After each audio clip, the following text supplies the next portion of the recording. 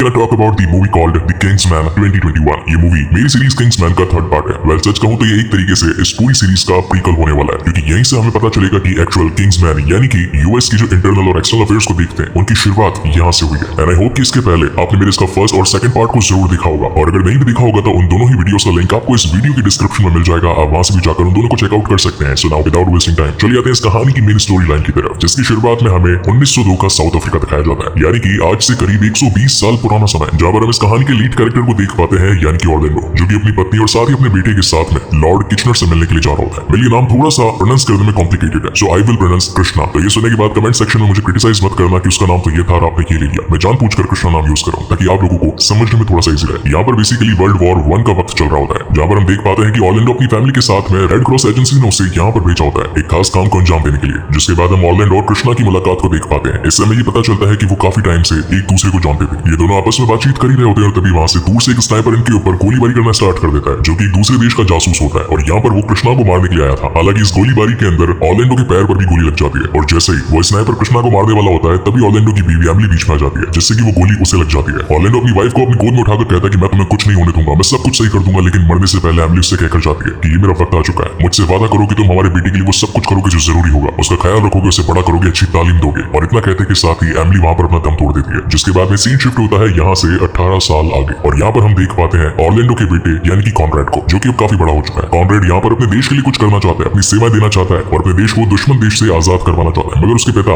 Orlando ऐसा नहीं चाहते, क्योंकि इसके पीछे का रीजन उसकी माँ को दी हुई वो कसम थी। जिसके बाद में मिस्टर ऑर्लैंडो अपने घर जाते हैं। यहाँ पर इनका काफी बड़ा मेंशन होता है और इसकी देखरेख करती है मिस पॉली, जिन्हें कि हमने काफी मूवीज में भी देखा है। वहीं दूसरी ओर हम देख पाते हैं कि कॉनरेड शोला के साथ में फाइटिंग प्रैक्टिस कर रहा होता है। शोला भी मिस्टर ऑर्लैंडो का ही एक सर्वेंट होता है। वेल इस कैरेक्टर को भी हमने काफी सारी मूवीज में देख रखा है। अगर रेफरेंस के लिए आपको बताऊं तो आपने मेरी फास्ट एंड फ्यूरियस सीरीज में इस कैरेक्टर को जकांडी मूसे के नाम से देखा होगा। वहीं पर अगर एमसीयू की बात करूं तो स्टार लॉर्ड से और को लेने के लिए कोरैक वहां पर आया था, यानी कि कोरैक का रोल भी इन्होंने ही निभाया। अगर आपने मेरी एमसीयू नहीं देखी और साथ ही फास्ट एंड फ्यूरियस की सीरीज नहीं देखी तो उन दोनों के लिंक्स भी आपको इस डिस्क्रिप्शन बॉक्स में मिल जाएंगे, वहां से जाकर इन दोनों ही बेहतरीन सीरीज को जरूर चेकआउट कीजिएगा। वेल ये तो रही मेरे प्रमोशन की बात, जो कि मैंने आपसे सीधे मुंह कर दी। Coming back to the main story, यहाँ पर हम ऑर्लैंडो और कॉनरेड को देख पाते हैं, जो कि इस वक्त किंग्समैन नाम की एक टेलर शॉप के बाहर खड़े होते हैं। इस शॉप के सूट काफी बेहतरीन होते हैं, इनकी सिलाई एकदम अव्वल दर्जे की होती है। हालांकि इस वक्त ये एजेंसी इस नाम से जानी नहीं जाती थी, ये सिर्फ एक टेलर शॉप ही थी। यहाँ पर ऑर्लैंडो अपने बेटे कॉनरेड को एक बहुत ही अच्छा सूट दिलाते और साथ ही ये भी कहते हैं कि मेरे पिता ने भी मुझे इस शॉप से ही अपना पहला सूट दिलाया था। वेल ये बात सुनकर मुझे मेरी हैरी पॉटर की सीरीज की याद आ गई, क्योंकि ओलिवेंडर्स की शॉप में जब पहली बार हैरी पॉटर अपनी छड़ी यानी कि वॉन्ड लेने के लिए पहुंचा था, तो वहां पर उस छड़ी साज ने कहा था कि कुछ ही दिनों पहले की बात है जब आपके पिता ने हमारे यहाँ से अपनी पहली छड़ी ली थी। अगर आपको नहीं पता तो बता दूं guys, I am a huge fan of Harry Potter series, या फिर कह सकता हूं कि आई एम अ पॉटर है, और उसकी सारी मूवीज को मैंने काफी अच्छे तरीके से भी एक्सप्लेन करके अपने चैनल पर डाल रखा है। तो अगर आपने वो भी नहीं देखी तो प्लीज जाकर चेकआउट कीजिएगा। क्या बात है यार, तो अगेन प्रमोशन हो गया। So coming back to the main story again, suit लेने के बाद में जब ये लोग यहाँ से निकल रहे होते हैं तो ऑर्लैंडो को अपना पुराना दोस्त कृष्णा मिलता है, जहाँ पर वो अपने जूनियर मॉर्टन के साथ आया होता है। इन दोनों के बीच में एक कन्वर्सेशन होती है, लेकिन वो सीन यहाँ पर कट हो जाता है। अभी कन्वर्सेशन क्या हुई है वो मैं आपको इस कहानी में आगे बताऊंगा। जिसके बाद अगले सीन में हम एक ऊंची पहाड़ की चोटी को देख पाते हैं, जहाँ पर एक सीक्रेट बेस बना होता है, और यहीं पर इस कहानी के मेन विलन से हम इंटरेक्ट होते हैं, जिसका नाम होता है राजपूतियन। वेल ये नाम हमारे इंडिया के राजपूतों से काफी ज्यादा मेल खाता है, तो मैं चाहूँ तो इसे राजपूतियन भी बोल सकता हूँ, बट वो थोड़ा सा ऑकवर्ड हो जाएगा, so we will go through by actual name राजपूतियन। यहाँ पर एक छोटी मीटिंग चल रही होती है, जहाँ पर काफी खास लोग बैठे होते हैं। हालांकि यहाँ पर इनका एक मेन बॉस भी होता है, मगर उसका फेस हमें इस वक्त रिवील नहीं होता है। और इस मीटिंग का मेन मुद्दा था पूरी तरीके से इंग्लैंड को बर्बाद कर देना। इस मीटिंग में हम जिमो को भी देख पाते हैं, अपना वही falcon and the winter soldier वाला विलन जिमो। अगर वो भी नहीं देखी तो वो भी देख लेना, अगेन प्रमोशन, सॉरी नहीं करेंगे।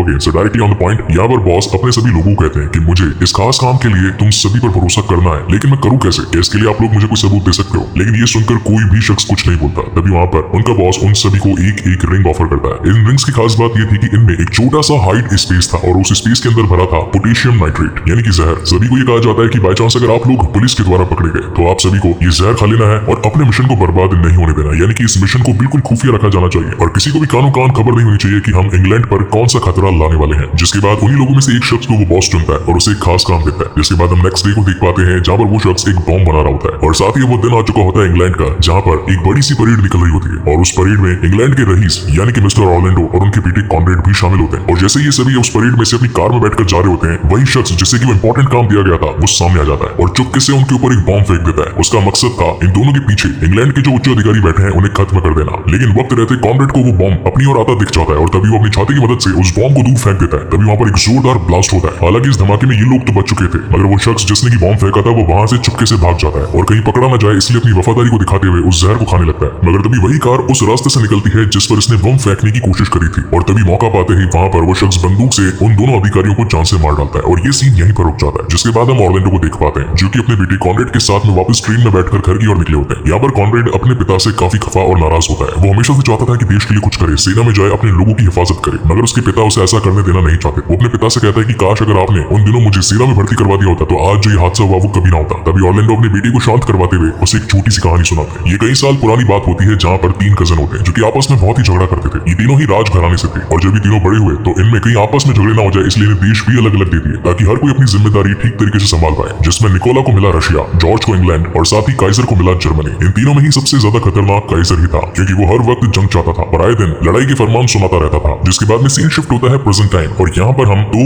अलग अलग पैरेलल चलते सीन को देख पाते हैं। फर्स्ट सीन के अंदर हम देख पाते हैं कि रास्पुतिन आकर काइजर से मुलाकात करता है और उसे दूसरे देशों के प्रति भड़काने लगता है। वहीं दूसरे पैरेलल सीन में हम देख पाते हैं कि जीमो आकर जॉर्ज से मिलता है और वही बातें उसके साथ भी करता है। यहाँ पर जीमो और रास्पुतिन का मकसद था कि ये दोनों ही भाई झगड़ा करके एक दूसरे के देश को तबाह कर दे ताकि सत्ता इनके हाथ में आ जाए। अब इनका मकसद था कि पहले जर्मनी और रशिया को भड़काया जाए। जब ये दोनों आपस में भिड़ेंगे तो जो जर्मनी है वो ताकतवर है तो वो जीत जाएगा। जिसके बाद में जर्मनी की इंग्लैंड से लड़ाई करवाई जाएगी। ऐसा करने से वो जंग जीतेंगे भी और साथ ही काफी सारे लोग मारे भी जाएंगे। मेनवाइल हम रास्पुतिन को देखते हैं जो कि एक छोटी सी कैंडी में एक जहर भर देता है जिसे कि किंग जॉर्ज का बेटा खा लेता है। उसकी हालत वहीं पर खराब होने लगती है और करीब करीब मरने तक की नौबत आ जाती है। तभी वहां पर रास्पुतिन उस बच्चे को उठाकर सीधा जॉर्ज के पास भागकर कहता है कि मैं समय रहते तुम्हारे बेटे को तुम्हारे पास में लाया, इसके बदले मुझे कुछ चाहिए। तो वो पूछता है कि आखिर क्या मांगते हो, मांगो। तो रास्पुतिन कहता है कि इसके बदले तुम्हें जर्मनी से जंग लड़नी होगी। यहाँ पर बेसिकली हुआ ये होता है कि रास्पुतिन ने जॉर्ज को फिर से ठीक करने के लिए एक मंत्र पढ़ने की बात कही होती है और अब जॉर्ज करता भी तो क्या करता है, इसलिए वो इस जंग का आगाज करने के लिए तैयार हो जाता है। वहीं पर रास्पुतिन अपने मंत्र को पढ़ता है और उसके बेटे को फिर से ठीक कर देता है और ऐसा करते हुए ऑर्लैंडो का कजन ये सब कुछ देख लेता है और सीधा जाकर ऑर्लैंडो को एक लेटर लिखता है जिसमें ये लिखा था कि रास्पुतिन अपनी चाल चल रहा है और वो जॉर्ज को काइजर के खिलाफ भड़का रहा है ताकि रशिया और जर्मनी के बीच में एक बड़ी जंग छिड़ जाए। ये लेटर जब कॉनरेड के हाथों आता है तो वो बिना वक्त गवाए सीधा लॉर्ड कृष्णा के पास पहुंचता है। उस वक्त वहां पर मॉर्टन भी शामिल था। इन तीनों के बीच में बात होती है कि क्यों ना एक छोटी सी टुकड़ी को रशिया भेज दिया जाए ताकि अगर उन्होंने हमारे ऊपर हमला किया तो हम भी उनके ऊपर जवाबी हमला कर पाए। जिसके बाद में सीन शिफ्ट होता है रात में और यहाँ पर लॉर्ड कृष्णा एक जहाज में बैठकर जा रहे होते हैं। तभी नीचे से एक सबमरीन आती है और उस जहाज के ऊपर 2 मिसाइल छोड़ देती है जिससे कि वहां पर एक बहुत ही बड़ा ब्लास्ट होता है और वो जहाज पूरी तरीके से तबाह होकर पानी में ही डूब जाता है। साथ ही इस हमले में कृष्णा की मौत हो जाती है। वहीं पर अगले दिन ये खबर न्यूज में आ चुकी होती है कि लॉर्ड कृष्णा मारे गए। इस बात से कॉनरेड काफी ज्यादा हताश और परेशान होता है मगर ऑर्लैंडो को कुछ परवाह नहीं होती है। ये देखकर उन दोनों के बीच में झगड़ा सा हो जाता है। वो अपने पिता को धुतकारने लगता है और साथ ही कायर कहकर बुलाने लगता है। कहता है कि आप में दम ही नहीं है, आप कुछ कर ही नहीं सकते अपने देश के लिए। ये सुनकर ऑर्लैंडो अपने बेटे कॉनरेड को अपने घर के नीचे बने तहखाने में लेकर जाता है जहाँ पर हम पॉली और साथ ही शोला को देख पाते हैं। वहीं पर उनके कमरे में दीवारों पर ढेर सारे photos, notes, directions plus secret information लिखी होती है जिससे कि हम व्यूअर्स को ये पता चलता है कि यहाँ पर ऑर्लैंडो ने अपनी एक छोटी सी एजेंसी बना रखी है जो कि शहर में होने वाले इंटरनल और एक्सटर्नल अफेयर्स को देखते हैं और ऐसा करने के पीछे ऑर्लैंडो की इंस्पिरेशन उसकी 5 एमिली थी। यहाँ पर शोला बताता है कि जो अंगूठी उस शख्स के हाथ में थी जिसने की इंग्लैंड के उच्च अधिकारियों को मारा वैसे ही एक रिंग रास्पुतिन के हाथ में भी देखी गई थी। यानी कि ये दोनों ही उसी शख्स के लिए काम कर रहे हैं जो कि सीक्रेटली इंग्लैंड को पूरी तरीके से तबाह करना चाहता है। तो कुछ भी हो जाए हमें उनके इस काम को अंजाम तक पहुंचने से पहले रोकना है। जिस पर ऑर्लैंडो कहता है कि कुछ टाइम बाद में रशिया में एक बहुत ही बड़ी पार्टी होने वाली है जहां पर हो सकता है कि रास्पुतिन भी जरूर आएगा। तो क्यों ना हम उस पार्टी में जाकर वहीं पर उसका खेल खत्म कर दें ताकि फ्यूचर में होने वाले इंसिडेंट्स कभी हो ही ना। आखिर लाखों इंसानों की जान बचानी है तो एक को तो खत्म करना ही पड़ेगा। जिसके बाद में सीन शिफ्ट होता है एक ट्रेन में जहां पर ये चारों बैठकर अपनी नेक्स्ट प्लानिंग बना रहे होते हैं। वहीं पर पॉली कहती है कि रास्पुतिन की कुछ कमजोरियां हैं जैसे कि केक्स और बॉयज यानी कि लड़के। अब यहाँ पर उनकी प्लानिंग ये थी कि वो रास्पुतिन के पास कॉनरेड को भेजेंगे जो कि उसे चुपके से कमरे में लेकर जाएगा और वहीं पर ये उसे केक खिला देंगे जिससे कि वो मारा जाएगा। उस केक में पॉइजन भी होगा जो कि अपना काम फटाफट से कर देगा। जिसके बाद में सीन शिफ्ट होता है डायरेक्टली रशिया की पार्टी में और यहाँ पर वो काफी बन ठन कराए होते हैं। लेकिन इस वक्त रास्पुतिन की नजर कॉनरेड पर नहीं बल्कि ऑर्लैंडो पर होती है। तो अब उसे ही मिशन को लीड करना था जहाँ पर वो उसे एक रूम में लेकर जाता है और उसे केक खिलाता है मगर केक खाने के बावजूद भी उस पर कोई असर नहीं होता है। वहीं पर हम ये देख पाते हैं कि ऑर्लैंडो उसे बताता है कि मेरे पैर में काफी तकलीफ है। तभी अपनी मैजिकल पावर्स की मदद से रास्पुतिन उस दर्द को बिल्कुल ठीक कर देता है मगर इसी के साथ उसे ऑर्लैंडो के मंसूबों का भी पता चल जाता है इसलिए वो उसे जान से मारने के लिए पानी में डुबोने की कोशिश करता है। इस इंसिडेंस को होता देखकर वहां पर शोला और साथ ही कॉनरेड भी पहुंच जाते हैं। ये दोनों से मारने की कोशिश करते हैं मगर रास्पुतिन काफी ज्यादा ताकतवर था। सबसे पहले तो वो अपना शिकार शोला को बनाता है और उसे जान से मारने ही वाला होता है। तभी वहां पर कॉनरेड पहुंच जाता है। उन दोनों के बीच में एक बार जमकर फाइट होती है लेकिन वो ज्यादा ताकतवर था इसलिए कॉनरेड उसके सामने टिक नहीं पाता। अपने बेटे को खतरे में पाकर ऑर्लैंडो वहां पर पहुंचता है और रास्पुतिन को पानी में डुबोकर जान से मारने की कोशिश करता है। हालांकि ये लोग ऐसा करने में सफल तो हो जाते हैं मगर थोड़ी ही देर बाद में रास्पुतिन उनके सामने आ खड़ा होता है और अगेन उनके ऊपर हमला करना शुरू कर देता है। इसी बीच वहां पर पॉली पहुंच जाती है और रास्पुतिन के सर में गोली ठोककर उसे वहीं पर जान से मार डालती है। जिसके बाद अपने इस मिशन को खत्म कर लेने पर ये लोग वापस से इंग्लैंड जा रहे होते हैं। अब अपने मिशन को अंजाम दे लेने के बाद में ये सभी ट्रेन में बैठकर वापस से इंग्लैंड की ओर निकले होते हैं जहाँ पर हमें ये पता चलता है कि इस दिन कॉनरेड का बर्थडे होता है। तभी वहां पर उसके फादर आते हैं और पूछते हैं कि बेटा मैं तुम्हारे लिए क्या कर सकता हूँ, तुमने आज बहुत ही अच्छा काम किया है, मांगो तोहफे में क्या मांगते हो। तो वो अपने पिता से सेना में भर्ती होने के बारे में कहता है तो उसके पिता भी उसे रोक नहीं पाते और फाइनली कॉनरेड इस देश की सेना में भर्ती हो जाता है। है, जहाँ पर उसे लेफ्टिनेंट की पोस्ट भी मिल जाती है। जिसके बाद में सीन शिफ्ट होता है और हम जीमो को देख पाते हैं जो कि इस वक्त काइजर के पास आया होता है और उसे जंग के लिए भड़का रहा होता है। यहाँ पर इन दोनों का प्लान होता है कि जीमो काइजर को मैक्सिको भेजेगा, लेकिन मैक्सिको पहुंचाने और साथ ही सारी इन्फॉर्मेशन को सीक्रेट रखने के लिए वो उन सभी को कोडिंग करके भेजता है। लेकिन ये सारी कोडिंग ब्रिटिश सेना को पता चल जाती है, इसलिए वो सारी इन्फॉर्मेशन को डिकोड करने की कोशिश करते हैं, मगर वो उनमें विफल हो जाते हैं। तब वहाँ पर ऑर्लैंडो की एंट्री होती है और वो उस मैसेज को पॉली से डिकोड करवाता है। तब वहाँ पर पॉली बताती है कि इस मैसेज में लिखा था कि काइजर यानी कि जर्मनी अब जाकर मैक्सिको से हाथ मिला लेगा, और अब जैसा कि मैक्सिको अमेरिका में और अमेरिका अगर दुश्मन देश पर हमला करता है तो उसके सभी देशों की सहमति जरूरी होती है, और अगर मैक्सिको मना कर देगा तो अमेरिका इंग्लैंड पर हमला नहीं कर पाएगा, और यही पहल इंग्लैंड करके अमेरिका को पूरी तरीके से निस्ते नाबूद कर देगा। जिसके बाद इस मैसेज को लेकर ऑर्लैंडो यूएस के उच्च अधिकारियों के पास जाता है, मगर वो अधिकारी उस लेटर पे लिखे सारी बातों को बिल्कुल खारिज कर देते हैं। उनका मानना था कि ये लेटर किसी ऑथराइज्ड एजेंसी से नहीं आया तो इस पर विश्वास नहीं किया जा सकता। हालांकि यहाँ पर ऑर्लैंडो का मकसद देश को बचाना था, मगर वो लोग उसकी बात तक को सुनने के लिए तैयार नहीं थे। जिसके बाद में सीन शिफ्ट होता है रशिया और जर्मनी के जंग के बीच का। यहाँ पर हम कॉनरेड को भी देख पाते हैं जो कि उस जंग में शामिल था। तभी हम व्यूअर्स को ये भी पता चलता है कि सामने की टीम से एक ब्रिटिश नागरिक उनको एक इन्फॉर्मेशन देना चाहता था जो कि इनको जंग में जितवाने के लिए काफी ज्यादा इंपॉर्टेंट थी, मगर जब वो उस इन्फॉर्मेशन को लेकर आ रहा था तभी वहाँ पर जमीन में लैंड माइन्स बिछी हुई थी और तभी एक जोरदार धमाका होता है जिससे कि वो शख्स वहीं पर गिर जाता है। अब यहाँ पर कॉनरेड अपने देश के लिए उस इन्फॉर्मेशन को लाना चाहता था, इसलिए उनका बॉस कॉनरेड के साथ में 5 लोगों को भिजवाकर उस इन्फॉर्मेशन को अपने पास में लाने की कोशिश करवाता है। वहां तक पहुंचने में रात हो जाती है, लेकिन इसी रात जर्मनी के सैनिक भी उस इन्फॉर्मेशन को पाने के लिए वहां पर पहुंचे होते हैं। उन दोनों की टीम में काफी ज्यादा घमासान युद्ध होता है, सभी लोग एक दूसरे को गोली मार देने की कोशिश करते हैं, मगर फाइनली कॉनरेड उस जंग में बच जाता है और तभी वो एक गड्ढे में गिर जाता है, जहां पर उस गड्ढे में उसे वही ब्रिटिश नागरिक मिलता है जिसके पास में वो सीक्रेट इन्फॉर्मेशन थी जंग में जीत जाने की। यहाँ पर कॉनरेड नहीं चाहता था कि वो शख्स वहीं पर मारा जाए, इसलिए वो उसे अपने कंधे पर उठाकर वापस से अपनी सेना के पास आ रहा होता है, लेकिन तभी वहां पर लैंड माइन्स के फटने की वजह से जोरदार धमाका होता है और वो ब्रिटिश नागरिक वहीं पर मारा जाता है। अब यहाँ पर कॉनरेड अकेला था और जब वो ये बात अपनी सेना को आकर बताता है कि मुझे ये खास इन्फॉर्मेशन मिली है जिससे कि हम जंग जीत सकते हैं, तभी वहां पर एक सैनिक उस पर विश्वास नहीं करता और कहता है कि जब वहां पर लड़ाई छिड़ी इतने सारे सैनिक मारे गए तो आखिर तुम ही वहां पर जिंदा कैसे बचे? हमें तो लगता है कि तुम भी जर्मनी के साथ मिल चुके हो। इसलिए वो बिना कुछ सोचे समझे उसके सर में गोली दाग देता है और वहीं पर कॉनरेड मारा जाता है। ये बात जब ऑर्लैंडो को पता चलती है तो वो बिल्कुल टूट सा जाता है, उसकी पूरी जिंदगी पलट जाती है। जिस बच्चे के लिए उसने अपने इतने साल निकाले, इतने टाइम तक उसकी रक्षा करी, उस पर कोई आंच तक नहीं आने दी और अब आज वो जिंदगी में उसके साथ नहीं है, इसलिए वो उदास होकर बस हर वक्त शराब के नशे में रहता था ताकि अपने गमों को भुला पाए। इस वक्त तक काफी समय बीत चुका था और यहाँ पर ऑर्लैंडो ने अपने सारे काम भी छोड़ दिए थे, मगर पॉली के दोबारा कहने पर ऑर्लैंडो अपने काम में वापस से लग जाता है और उसी सीक्रेट सर्विस पर वापस से काम करना स्टार्ट कर देता है जो कि इंटरनल और एक्सटर्नल अफेयर्स को देखा करती थी। ऑर्लैंडो का सबसे पहला प्लान था यूएस और इंग्लैंड के बीच में होने वाली जंग को रोकना, इसलिए वो सबसे पहले इंग्लैंड के एम्बेसडर के पास जाकर मुलाकात करने की कोशिश करता है और यूएस के झगड़ों को लेकर उन्हें आगाह करने वाला होता है। मगर तभी वहां पर एक औरत पहुंच जाती है जिसने वैसा ही एक रेड कलर का मफलर पहन रखा होता है जो कि ऑर्लैंडो ने पहले उस शख्स के गले में देखा था जिसने फर्स्ट टाइम इंग्लैंड के लोगों पर ही गोली चलाई थी। ऑर्लैंडो इस बात को देखकर समझ जाता है कि ये भी जरूर उसी सीक्रेट सर्विस की एक एजेंट होगी जो कि झगड़े करवाने वाले हैं, इसलिए वो उसे रोकने की कोशिश करता है। उन दोनों के बीच में ही जमकर फाइट हो जाती है। तभी ऑर्लैंडो चालाकी से उसी का मफलर उसी गले पर लपेट कर उसे बेहोश कर देता है, जिसके बाद उसकी एम्बेसडर से मुलाकात होती है। तब एम्बेसडर भी उसे बताते हैं कि ये लड़की यहाँ पर मुझे ब्लैकमेल करने के लिए ही आई थी, इसके पास में मेरी एक ऐसी फुटेज है जिसके अंदर मैं एक प्रोस्टिट्यूट के साथ में हूं। अगर ये फुटेज लीक हो गई तो पहली चीज मेरी बदनामी तो होगी ही होगी और साथ ही मुझसे मेरी पूरी पावर भी छिन जाएगी। यानी कि साफ तौर पर ये फुटेज ऑलरेडी यूएस के पास में होती है और बार बार एम्बेसडर को ब्लैकमेल किया जा रहा होता है। तो यहाँ पर ऑर्लैंडो कहता है कि ठीक है, इस फुटेज को हम बाहर नहीं आने देंगे, जिस पर अब ऑर्लैंडो अपनी टीम के साथ बैठकर प्लानिंग करता है और किंग्समैन की शॉप में उसी मफलर को लेकर पहुंचता है और वहां के डीलर को पूछता है कि आखिर ये सारे मफलर कहां पर बनाए जाते हैं, जहां पर वो डीलर बताता है कि ये तो काफी खास तरीके के मफलर है जो कि सिर्फ एक ही जगह पर मिल सकते हैं। इस जगह की तहकीकात करते हुए ऑर्लैंडो अपनी टीम के साथ में उसी ऊंची पहाड़ी पर पहुंचता है जहां पर वो सीक्रेट एजेंसी का बेस बना होता है। अब यहाँ पर ऑर्लैंडो की प्लानिंग ये थी कि वो एक छोटे से जहाज में बैठकर पैराशूट की मदद से सीधा उनके बेस पर कूदेगा, लेकिन तभी उसके प्लेन में कुछ खराबी आ जाती है और वो अपनी सिलेक्टेड डेस्टिनेशन तक नहीं पहुंच पाता और एक पहाड़ी की छोर पर आकर फंस जाता है। मगर फिर भी वो हार नहीं मानता और संकरे किनारों की मदद से ऊपर चढ़ता हुआ पहुंच जाता है। यहाँ पर कुछ भेड़े भी होती है जो कि ऊंची जगहों पर रहना पसंद करती है, वो भी उसका रास्ता रोकती है, मगर ऑर्लैंडो उसके साथ दोस्ती कर देता है। यहाँ पर ऑर्लैंडो को वो शख्स भी मिल जाता है जो कि उस फुटेज के नेगेटिव्स लेकर जा रहा होता है। ऑर्लैंडो उसे रोकने की कोशिश करता है, लेकिन तभी वहां पर एक दमदार बंदा आकर उससे लड़ाई करना स्टार्ट कर देता है। इन दोनों के बीच में काफी जमकर मुकाबला होता है, मगर वो शख्स इतना ताकतवर था कि ऑर्लैंडो को बस मारने ही वाला होता है। तभी वहां पर पॉली पहुंचकर स्नाइपिंग करना स्टार्ट कर देती है, वहीं पर अपोजिशन टीम भी आकर फायरिंग करना स्टार्ट कर देती है। उन दोनों के ही बीच में जमकर झगड़ा होता है। तभी वहां पर शोला पहुंच जाता है और उस शख्स का गला काट देता है। हालांकि इस वक्त तक नेगेटिव्स लेकर वो शख्स भाग तो गया होता है, लेकिन जिस लिफ्ट के अंदर वो नीचे उतर रहा होता है उसकी रस्सी टूट जाती है और वो बंदा वहीं पर गिरकर मारा जाता है। उस फुटेज को पॉली अपने पास रख लेती है, लेकिन तभी उससे वो फुटेज लेने के लिए उनका मेन बॉस वहां पर पहुंच जाता है और उनसे कहता है कि तुम लोग दो हो और मैं सिर्फ अकेला। तो ऑर्लैंडो कहता है कि तुझसे लड़ाई करने के लिए तो मैं अकेला ही काफी हूं। जिसके बाद में उन दोनों के बीच में फाइट होने वाली होती है। तभी हम व्यूअर्स को ये पता चलता है कि वो शख्स और कोई नहीं बल्कि कृष्णा का असिस्टेंट मॉल्टन था और उसी ने सबमरीन के जरिए कृष्णा के जहाज को उड़वा दिया। यहाँ तक कि ऑर्लैंडो के बेटे यानी कि कॉनरेड को भी उसी ने ही मरवाया, जिस पर तो ऑर्लैंडो को काफी ज्यादा गुस्सा आ जाता है और वो उसे वहीं पर खत्म कर देता है, जिससे कि बहुत ही बड़ा खतरा टल जाता है और सारे देशों की लड़ाई आपस में बिल्कुल रुक जाती है। वापस से अमन और चैन का दौर स्टार्ट हो जाता है और यहीं से किंग्समैन द सीक्रेट सर्विस की शुरुआत होती है, जहाँ पर अब अब इस सर्विस को ऑथेंटिकेशन भी मिल चुका होता है। और इसी के साथ ये शानदार कहानी यहीं पर खत्म होती है। सो गाइस, आपको ये वीडियो कैसा लगा प्लीज मुझे लाइक और कमेंट करके जरूर बताइएगा। और अगर पहली बार चैनल पर आए हैं तो इसे सब्सक्राइब जरूर कीजिएगा। और अगर इसी तरीके की और वीडियोस देखना चाहते हैं तो मुझे कमेंट सेक्शन में